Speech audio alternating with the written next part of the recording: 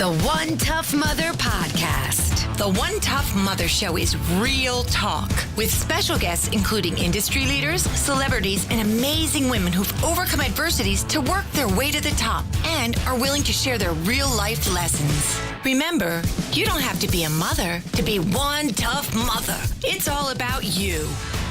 And welcome to the One Tough Mother Show. It has been a great week. Seth, I hope you've been having a great week. I had a great weekend because I went to the beach with my grandchildren, so that was super fun. But nice. This show is one I've been waiting for 6 months. 6 months ago, I booked this woman. We've had to book her a couple of times because she travels extensively and she has a lot going on. But we finally got to get together. We finally got to record the show. It's so crazy, fun, and interesting. I have been so excited about having this person on our show for 6 months at least that we booked her, and then we had to rebook her. She's incredible, and I can't wait for you to listen to it. Today's guest is Val Heart. Seth, do you know who Val Heart is? I didn't. Now I do. She's the real life Dr. Dolittle. She's the leading animal communication expert and animal communicator to the stars. She's a best-selling author of several books, including Don't Screw Up Your Dog, and has been featured an expert on ABC, NBC, Fox News, as well as in People Magazine, My San Antonio, and Great Day San Antonio. She's the founder of the Heart School of Animal Communication. She created the Heart System, a 5-step program for solving problems with pets. Val specializes in helping show horses improve their performance, health, and well-being.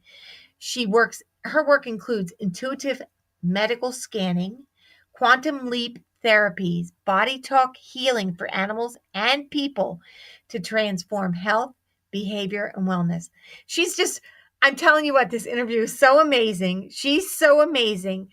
I can't wait for you to hear it. And if you want to learn more about her work, of course, you can go to, valheart.com. But in the meantime, we welcome to the One Tough Mother Show, the real Dr. Dolittle. You're hearing it here on the One Tough Mother Show. And I'm super thrilled. And I've told everybody I know, because this was I've had some incredible, strong and powerful, amazing women on the show. And I love every one of them equally.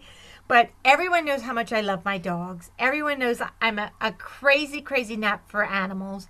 And so when Val Heart, a.k.a. Dr. Dolittle, decided that she could be on my show and get interviewed, I was over the top. So today we welcome, as I said in her intro, the famous and fabulous, she talks to the animals, Val Heart.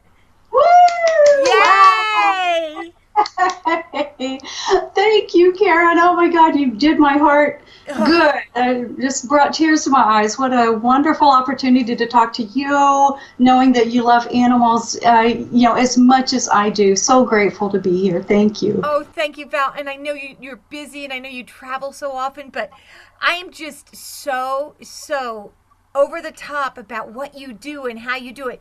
But first, for the listeners, I have to ask this question, because everyone I told, which is everybody I know, you were going to be on my show. They said, how did she get started? Let's start in the beginning. Well, starting in the beginning, I love that. What a great place to start. So let's see. I was a little child growing up. I'm laughing, obviously, but when I was young, my best friends were animals. I was an only child. I live in a very rural area outside Austin, Texas, and the animals were my best friends. There weren't any other kids from miles around, and so I knew I had a really special connection with them, and I loved them dearly. Fell crazy over heels in love with horses when I was 5, and I met my very first horse. But I had dogs and cats and guinea pigs and rabbits and birds, and you name it. We had pretty much everything. I was known for my ability to befriend the wild animals too, the feral cats, the deer, the other animals. So I fast forward a little bit, and I got into my teenagehood, difficult, challenging puberty times, and being highly sensitive and empathic. The world didn't make sense to me because I received so much information, it overwhelmed me. And then when people lied about what I knew to be true to them, it was crazy making. And so when I was 12 years old and going into 13 years old, I started being manically depressed. And by the time I was 15, I was suicidal. I had my exit plan in place. I was getting ready to check out of here. I just couldn't take it anymore. One of the saving graces was my mare. I had a horse. My grandfather was a cowboy starting from like the 1880s, if you can imagine. He knew Geronimo. He did the cattle stampedes and the runs, cross country. And when he found out that I loved horses, he helped my parents find a horse for me. Wow. And she became my best friend. Her name was Maisie. And every night, my parents would go to bed, go to sleep, and I would sneak out of the house and go across over to the barn, and I would throw my arms around my mare's neck, and I would cry into her mane, and I would just sob my heart out about my despair, my angst, my questions, why things didn't make sense to me, or things that had happened. And she would talk to me, Karen. It's like I could hear her voice just as easily as you can hear mine, hopefully. And what she would tell me would be profound, and it would sometimes make me laugh. And sometimes she would give me insights that I hadn't ever considered or known. Sometimes she would give me suggestions. That is so amazing to me, because we all love our animals. I mean, we've loved our animals forever, but to hear this, and first of all, let me just say, telling me your grandfather was a cowboy and he knew Geronimo, I'm blown away by that. But the fact that you could hear her voice in your head, and when you say, oh, she would talk to me, people are not, no, she didn't verbally speak, but you could hear her, and she had did she have her like her own unique voice, right? Absolutely. Yes, they all do. They all have a unique voice. And I teach this, Karen, so if anyone's interested, including you, if you would like to start learning how to communicate with animals, start at the Heart School of Animal Communication and pick up your free ebook called Hidden Secrets to Communicating with Pets. It's at learnhowtotalktoanimals.com, and that will get you started right. And anybody can do this. If you love animals, you're already in tune with them to a point. All you need to do is have a few steps, a bit of guidance to open this up for yourself so that you can hear them too. You can feel them. You can know them. That's amazing. Heart to heart, mind to mind. That is so amazing, because you know what I have right now? Well, we always had dogs my whole entire life. And my father was amazing with animals. Horses, you name it. And he taught us you never have to hit an animal. They know what you're thinking. There's a respect. Like, there's so much to be done with animals. And right now I have 2 little dogs, and they know step for step what's going on in my mind. Yes, they do. They look at us and they see what's in our mind's eye. They know what we're thinking about. They also look at our body mind and they read the energy. So the emotions, the stress, and we can have different emotions. What's going on in our gut could be different than what's going on in our heart, could be different than what's going on in our head. And often animals look at us, they're trying to figure us out. They listen to what we say and they compare it to what we're focusing on in our mind and what energy we're actually resonating with. So what's the energy, what's the emotion that fits somehow with the story in our mind and what we're saying? And we are so silly humans, we're so dense, we're disconnected so much of the time. They look at us and trying to figure out what we're communicating. And if we're not in alignment and in sync and fully present, then it gets very confusing to them very quickly. Oh, boy. Val, that's amazing. Yeah, but once you know that, and I hope you won't ever forget that, then when you have a communication to give to your animals, you see it in your mind, you feel what you would feel if it was actually happening, and then you tell them the story. And that brings you into alignment, and it makes it so much easier for them to understand us. That's so amazing. Val, let's go back real quick to where you were. So now you have this gift, and you know you have this gift. Do you tell your parents? Do you tell people around you? Or do they think you're a real nutcase? They mostly thought I was pretty much of a nutcase. I didn't expect that. Yeah, pretty much. They still do. There's lots of folks. So you know what? Those aren't the people I'm here for, and they're not the animals, that I'm here for. I'm here for those like you who love animals and who know that your animal is in your life for a reason. They have a purpose with you. And they are intelligent. They are sentient. I call them animals, teachers, guides, and healers. And when we learn to recognize and respect and revere them for who they truly are as spiritual teachers and guides, they make us better people. They make us and help us transform into the best version of ourselves. Absolutely, 100%. I agree 1,000%.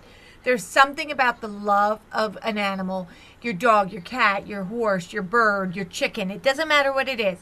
But it's that unconditional love and acceptance that you don't find anywhere else. No, thank God for animals. Isn't that amazing? It is amazing. And it's so noted, like, by working with them, but like taking them to, elderly homes and taking them to disabled children's hospitals. Like, look at the way that animals connect with these people. Yes, exactly. And, we just have to touch them. We just have to even think about them sometimes. And they bring joy to our heart. They share love with us. I often think animals are more humane than humanity. Yeah, I could see that 100%. So you find this out. Now, in your 20s, do you go to college to be a vet? What do you do? Well, I didn't manage to commit suicide. Yeah. So, and part of what happened is the animals kind of helped me. And so I went on and I graduated from high school, was valedictorian. That's part of the problem being a smart person. Right. But, I graduated, I got a job, I moved out away from my parents, number of years later, I got married, and I thought, you know what, I really do need my degree. I worked for Texas Employment Commission in the Automated Data Processing Department for computers. I wound up getting a job at IBM. I did documentation and security protocols and whatever, and I'm looking at this and I'm going, it's okay, but it doesn't really thrill my heart. I really need to go get my degree. So I went back to college, and I specialized in marketing and market research and surveys, and did a lot of stuff. And I wound up creating a corporation doing market research. And a few years after that, I thought, I hate this. I do not want to do this. I'm done. This is not my path, And so I was in an unhappy, unfortunately abusive marriage, and I went into a lot of deep soul searching. It's like, what can I do with my life, the rest of my life, that would bring me joy, that I want to make a difference in the world? And what is it? How can I change the four-letter bad word of work into play? Something I'm excited about getting up in the morning to do, right? Something that thrills me, that I can't not do with my life. And I looked through everything I had done, and the only thing I could find that consistently brought me joy, a sense of peace, and a sense of purpose was animals. Yeah, I can understand that, right. Yeah, and that was in 1992. And then I started thinking, and something I don't remember quite what got me onto the track. I kind of probably just downloaded or intuited it, but I got the idea that maybe I could communicate with my cats. And one of the things I had done is meditation and healing. I'd worked with a kind of a psychic counselor at one point, helping me deal with my wounds and my imbalances and stuff. And I'd learned so many different meditation techniques and stuff. And my husband and I, we had 2 cats. Peach and Tuffy Tiger, and they were using my husband's expensive Bose speakers as scratching posts. Oh. And holy moly, yeah, not good. Seriously not good. So they were either going to lose their life, he was a bit of a violent man, or they were going to lose their home, right? And I'm like, what am I going to do? How can I fix this? I don't know what to do. How help. And so one morning I sat down for meditation, and I intuited, as I was divinely inspired, that instead of doing my inward meditation, that I should focus toward the cats. And so I went, well, what the heck? Okay, fine. And I did, it was sort of a neuro-linguistic programming technique. And so instead of going inward, I centered and grounded, and then I focused to the cats and did this process. Karen, it was extraordinary. I saw images of things I knew nothing about. I heard voices that I really had never really heard before, that weren't mine. And I did this process, and when I finished the meditation and I opened my eyes, both cats were sitting up beside me and in front of me, and they were staring at me so intently. I mean, like, it was just amazing. And we all looked at each other with my eyes were really big, like, wow. And we took a big breath together, and they did not use his speakers as scratching posts ever again. Oh, my gosh. Isn't that amazing? It was that just is like, amazing. Ah.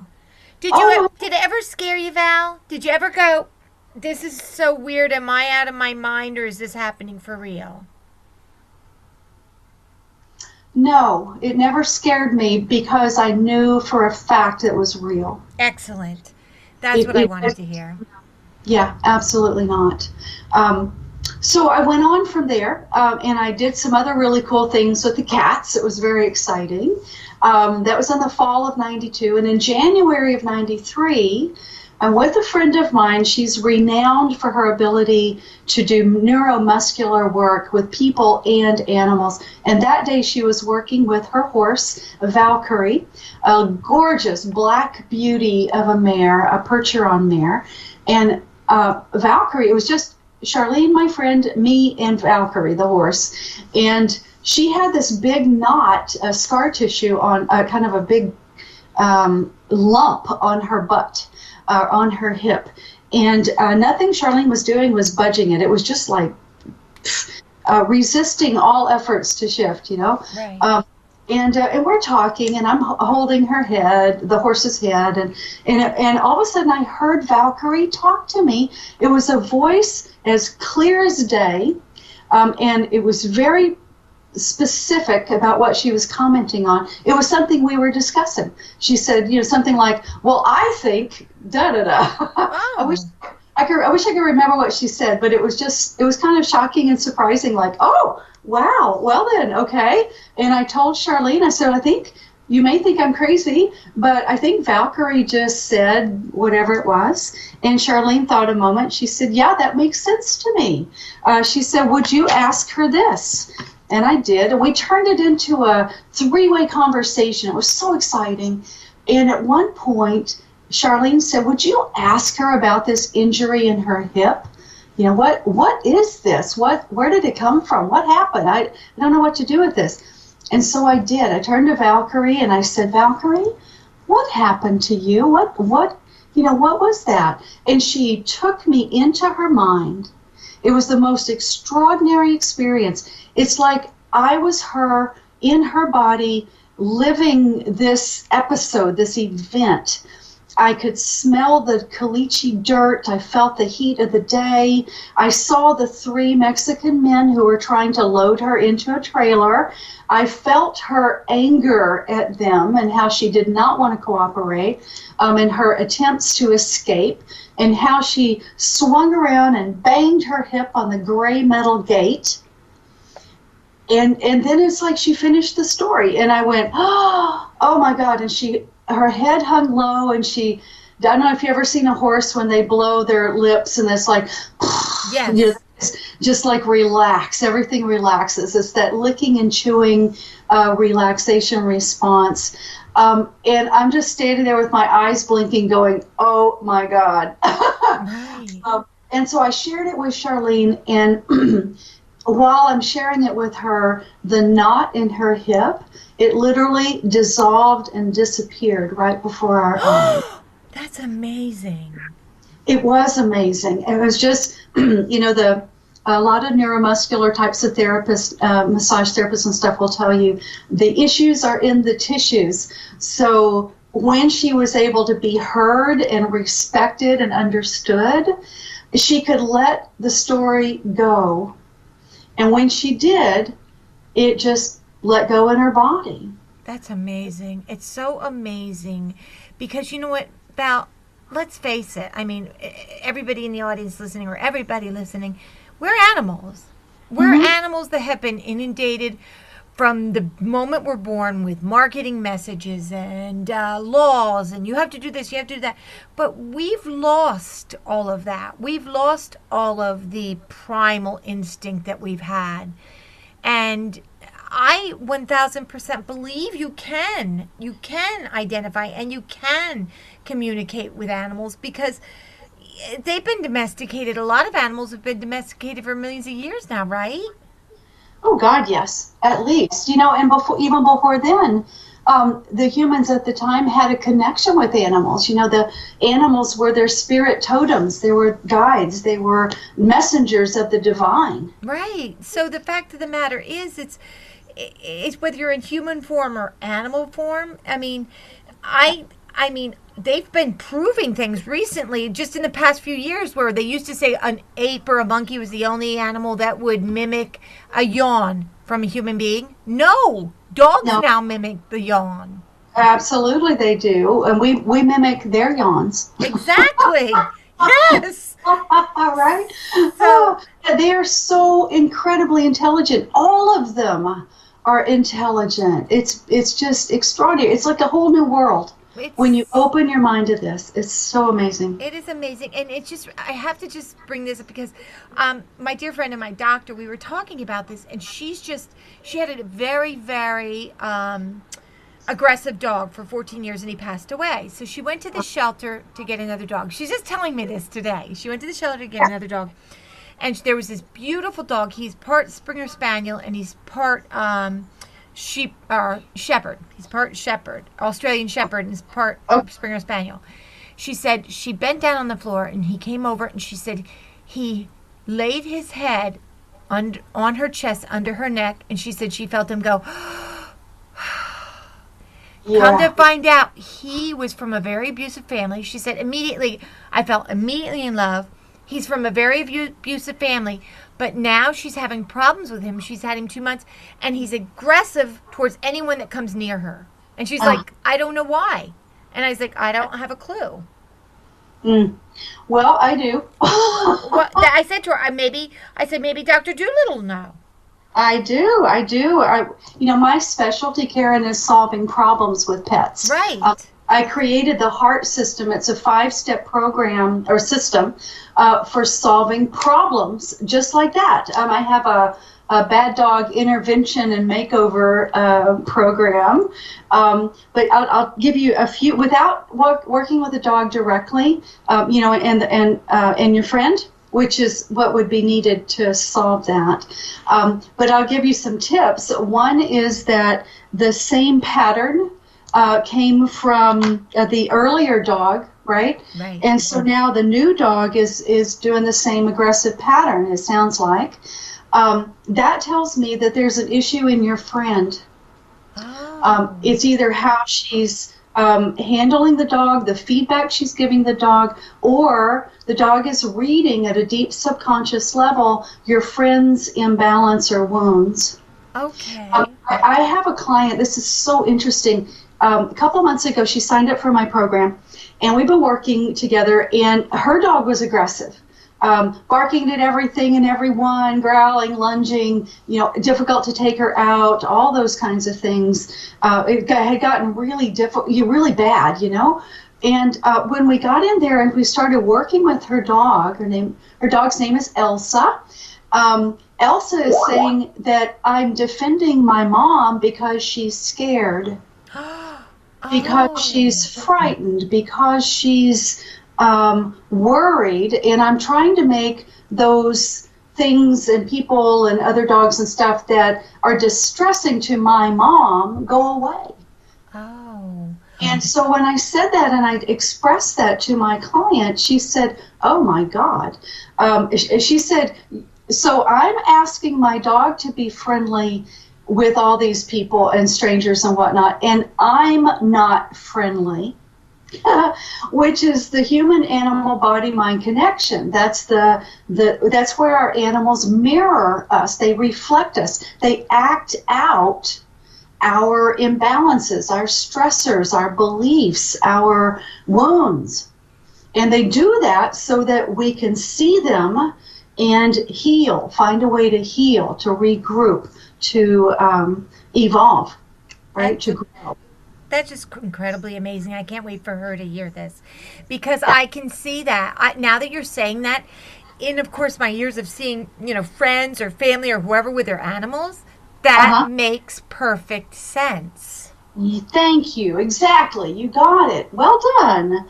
The other thing I will tell you, I had another story, another client. They adopted greyhounds. They were very big in the greyhound adoption movement. And so, sorry, a little interruption. That's okay. Anyway, they had adopted a new greyhound, and the new dog loved the woman, loved Yvonne, and wound up somehow hating Gordon. Pasha would defend Yvonne from Gordon's presence to the point that when Yvonne went to bed at night, the dog would not let Gordon into the bedroom. Wow. He would, go after him. He would attack him. He would aggressive, growl, go away. And he didn't want to go on walks or runs with Gordon. He's like, and they were like, okay, this isn't working for us. We need some help. So I go in and I'm talking to Pasha, the dog, and Pasha tells me, well, I'm just doing what Yvonne wants me to do. I'm acting out her frustration and anger with her husband. Oh. And when I was like, okay, well, that's going to be interesting to share. Yeah, hello. Oh, shit. Okay. Well, so I told him, I said, okay, the dog doesn't, hate Gordon. The dog is acting out Yvonne's unexpressed feelings and emotions and thoughts. Clearly, Yvonne is unhappy in this marriage right now. She is angry with her husband for a number of reasons. And instead of her feeling empowered enough to deal with it with her husband and bring it up to discuss and work on, the dog was like, oh, no problem, Yvonne, I'll help, right? And so once I said that, they looked at each other like, busted. Oh, boy. Right? Oops. And so they start talking about their stuff, and I told Pasha, I said, Pasha, the dog, you have done brilliantly well. Thank you so much for helping. And Yvonne doesn't need you to do that job for her anymore. She is now responsible for handling her issues with Gordon.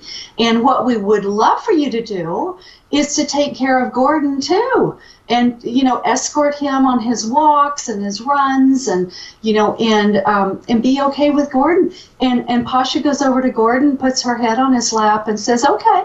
Oh, that is just, oh, Val, makes my heart feel so good because, like I said, I love all animals, but I have a very, very soft spot for dogs. I just love dogs so much. And Yeah, me too. And you wrote a fabulous book. You have a best-selling book, Don't Screw Up Your Dog. Don't screw that dog up. And I love that.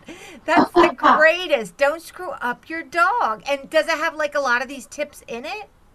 It has a lot of tips. There are 12 of the most common mistakes that people make with their animals, with their dogs, their puppies, and their, and how to repair them, what you need to know to fix this. So, everyone can get something out of that.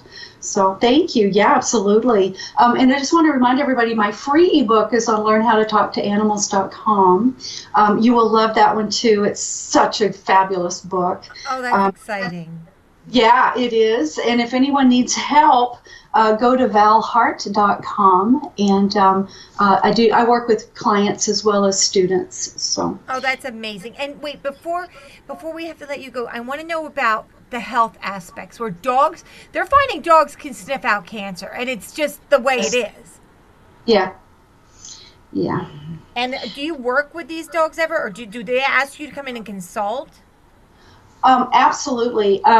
One of my specialties is healing for pets and people, and I have healing programs. I do medical intuitive scanning. I'm very good at finding mystery lameness issues and helping to resolve and heal, or at least ease the process of disease. And if it is in fact their time to pass over, then I help with that as well. Yeah. That's just so amazing. Now, Val, I have to ask you, because I know everybody, I know my listeners, I know I'm very intuitive to this. What is your favorite animal? Oh my God, I don't think I have a favorite. I think everyone I'm working with is my most favorite. And do you do a lot of work with cats? Because cats seem to be, I love cats, but they're so independent. And so, hey, babe, pet me when I tell you you can pet me. Yeah, cats are a whole different ballgame. For us dog people, and I do love dogs, we have a border collie named Timmy that is just the best dog ever. But yeah, I love cats too. Cats, cats are incredibly intelligent, and respect is so important to them. So it's a completely different ballgame. They are not dogs. Don't even think about treating them like a dog, unless they're like a dog incarnated as a cat. Okay.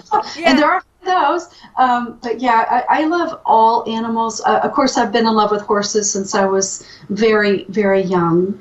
But every single one of them, even the wild ones, are extraordinary. When you open your mind to them, open your heart to them, they can teach us and make us better people. They can explain their philosophies and viewpoints of the world. They can take us into just a magical place with access to spirit and teaching, and I can't even explain it hardly, but it's just such a life-changing journey when you learn how to communicate with animals. They take us into their world. And birds too, Val? Can you communicate with birds? Birds, fish, plants of all kinds, you name it. The world around us is sentient. It's so crazy. So now people will hire you to come in and help them personally, like you go to people's homes to help them with their animals? Actually, I don't need to. I work long distance. Good. So, that's what I wanted to hear. Okay. Yeah, I have clients all over the world and students all over the world. I don't have to, even if I was there with you in person, I would not need to touch or control your pet in any way to communicate with it. This is telepathic work. It's energy transference. And we're transferring energy right now, right? You and I? Correct. And all of our audience and listeners, well, it works pretty much the same way with animals. I'll tell you, it's funny. I know a lot of people are like, that's hard to swallow. It's just kind of bigger than, people have a little trouble with that. So two things. One, it's okay to be skeptical. Just don't be so close-minded that nothing new can get in, and don't be so open-minded that your brains fall out. So it's like, so look and see, check it out, see if anything changes, see what, explore the gift, right? It's an intuitive gift that we all have. So yeah, there you go. I just love it. Well, Val Heart, aka Dr. Doolittle, thank you so very, very much. Before we go, one more time, tell everyone where they can find you. Well, if you want to learn how to do what I do, go to learnhowtotalktoanimals.com. And if you need more immediate help with your pet, you want to do some private work with me, go to valheart.com. Oh, Val, thank you so very much. Much love to you and your travels. I know you're always going crazy all over the place. Thank you so very much for being on the One Tough Mother Show. Thank you for loving animals. Bye. Bye-bye. The One Tough Mother Podcast. Real talk with amazing women who have worked their way to the top and want to share their real life lessons with you. And it's Headaches and Headlines. What do you got for us, Seth? All right. First one up. Restaurants hit by habit change. Restaurants are hurting from a combination of online grocery, delivery, pre-made meals, meal kits, and the rise of streaming services that keep more people at home, according to Bloomberg. The report claims that while restaurant sales may have increased, the rise is due to increased prices rather than more foot traffic. Expenses like rent, the cost of food, and labor have forced restaurants, including cheaper fast food options, to raise prices, which makes eating at home even more financially friendly. We've talked about this before too. We don't go out that often anymore. I mean, you use the meal kits, right? I do. I love them. And it's economical, right, for you guys? They are good, and it just saves time and money. Yeah, they're really good. And when you want to get healthy, there's so many different options to choose from as well. Well, there you go. So, and also, watching those reality shows where they fix restaurants, you see all the vermin and everything in these restaurants and how they keep their food. No thanks. Yeah, me either. Especially those what do you call it? The what do they call the places in the malls? Food court. Food courts. They gross me out. I don't know why. Me too. Yeah. Well, I feel sick now. Let's move on. Fertility clinics target millennials. While egg freezing has typically been most popular among women in their late 30s, more and more clinics are looking for younger clients. Kindbody, which The Verge refers to as the soul cycle of fertility. Ooh, that's fancy. Yeah. Operates a van that offers tests to check the health of women's eggs. Women have to follow the company on Instagram to find out where the van will be next. More traditional fertility clinics are also targeting younger women with advertising and cheaper prices, reports the New York Times. Some employers are even offering benefits for employees who freeze their eggs. Oh, that's weird. Yeah, that's weird. Employers are offering benefits for employees who freeze their eggs. Experts caution that the procedure and process are not without their risks and side effects. That's a little, weird. Yeah, it's too weird for me. I mean, people do what they got to do, and if I understand if women want to make that choice for themselves, but I don't know. I don't know. I don't know. Hey, do what you got to do. That's what I say. I'll mind my own business. Okay, here we go. Speaking of food courts, towns struggle with dead malls. Troubles in the retail sector have hit American malls hard, causing a rise in vacancy rates and even shuttering entire shopping centers. Dead malls have sprung up around the country, causing urban blight and dragging down property values. Local governments have responded to the problem by buying up the land, according to Wall Street Journal, and taking up a role usually reserved for the private sector, which has been increasingly hesitant to invest in the sector. I got to say something, though. There are some malls that are doing it right, like up in Nyack. It's about experiences now. It's not just about shopping. If you can get people in there, like, to have stuff for your kids, or just, whether it's arcades or rides or movies, like in restaurants, it's got to be an experience now. It can't just be about shopping. Right. And you know what? Here's my question: is I'm thinking. While you were doing this segment, I think 3 malls that are around here. Do something with them. You know what? Figure something else out. Then just don't let them sit there and rot, because that's what it looks like they're doing. I agree. Like use them for like homeless shelters or something. Make a roller rink. That's a good idea, actually. I don't know. Do something. Yeah, someplace for kids to go. Right. That's a good idea. Let's move on. I don't want to talk about nasty food, freezing eggs, and dead mole. That's not my idea of a good time. But let's talk about our favorite company, Google. My son talks about Google now because can't you just Google it, Dad? He does? Yeah, my 5-year-old, not the baby, the 5-year-old. Yeah. I thought it was the baby, dummy. Okay. Google fights right to be forgotten. Google is battling French data protection service CNIL over right to be forgotten. The European Court of Justice is currently deliberating whether a 2014 ruling that says search engines can be forced to delete results within the EU should be extended globally. While Google does delist some results when requested, CNIL says the information can still be seen outside of the EU. Google argues that being forced to delete results threatens global free speech. I think you should be able. I think something should be lost. I mean, I don't know. I don't know. It's such a double-edged sword. Like, I don't know. I don't know. Google's not just doing that, okay? They're also getting inside your car, not only in your brain, but in your car. What do you mean? The world's biggest car manufacturing alliance has agreed to use Google's Android operating system to power dashboard displays. Renault Nissan Mitsubishi Alliance, which sold 10.6 million vehicles globally last year, will debut the system in 2021, giving drivers better integration of Google Maps, App Store, and voice-activated assistant, writes the Wall Street Journal. Google, which like Apple has long sought to displace interfaces designed by car makers, would be able to collect data from apps inside the vehicles with customer permission. In the car now. Take it over. It's amazing. It's just amazing how plugged into everything we are. That's what runs the world. It is. It's really what runs the world now. It's absolutely 1000%. In such a short period of time, it runs the world. It's Apple, Google, Amazon. Yep. Yeah. More serious note, talking about the storm of Hurricane Florence. The rivers, people's funny get it wrong when it gets downgraded. People think, oh, everything's okay, and it's not. Rivers continue to rise in North Carolina. There's remnants of Hurricane Florence moved on. It was still bad. 35 people died.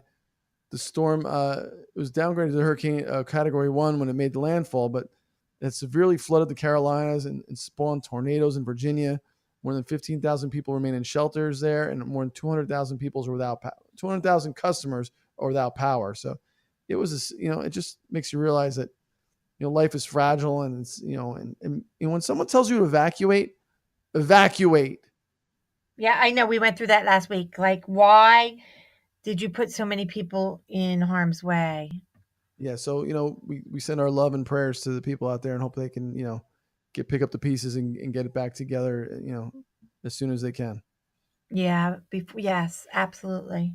And my old company, CBS, Les Moonves' wife exits the talk. I actually watched her announcement, and I just thought, like, yeah, this isn't really your decision. I'm thinking like they said, hey, we don't want you anymore, but we'll give you a chance to step down with dignity. That's my opinion. That's what I think happened. So, but here's what happened for people who don't know what I'm talking about. CBS announced the departure of Julie Chen from its daytime show, The Talk, following the ouster last week of her husband, who's network CEO Les Moonves, amid numerous allegations of sexual misconduct by female employees. Chen was a co-host for 8 seasons on the women's talk show. Will still host CBS reality show Big Brother. Not for long. And her departure follows that of Jeff Fagan, former executive producer of 60 Minutes, who also faced allegations of misconduct. So sad. So sad that this has come to this.